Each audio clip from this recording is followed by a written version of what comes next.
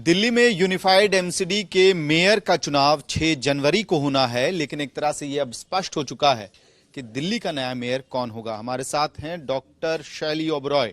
आम आदमी पार्टी की तरफ से नाम प्रस्तावित है, आप मेयर बनने जा रही हैं, ये बात तय है। लेकिन मेरा सवाल यही है, एक एकेडमिशियन मेयर काउंसलर के चुनाव में और अब मेयर की पोजीशन तक कैसे पहुंचा, वो जर्नी क्या रही?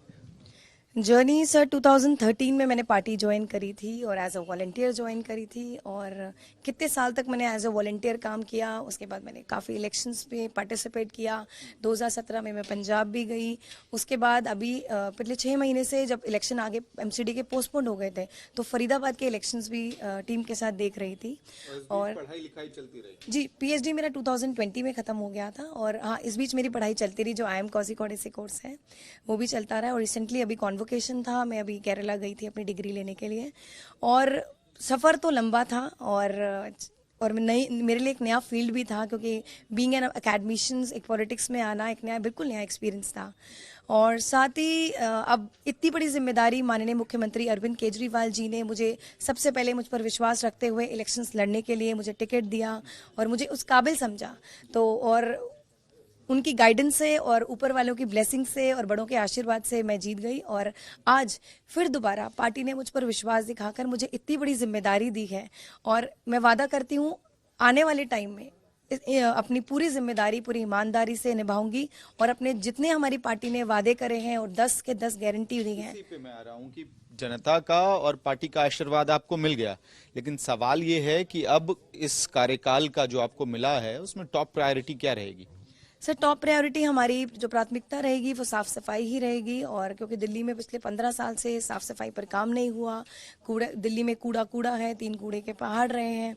तो हमारी प्राथमिकता साफ़ सफाई और एक दिल्ली को चमकाने का मुद्दा रहेगा। और आप देख सकते हैं अभी से हमारे जितने पार्षद जीत कर आए हैं, शपथ से पहले ही वो अपने वार्ड में फील्ड पर उतर चुके हैं और अपने वार्ड में उन्होंने साफ़ सफाई का काम शुरू कर दिया है।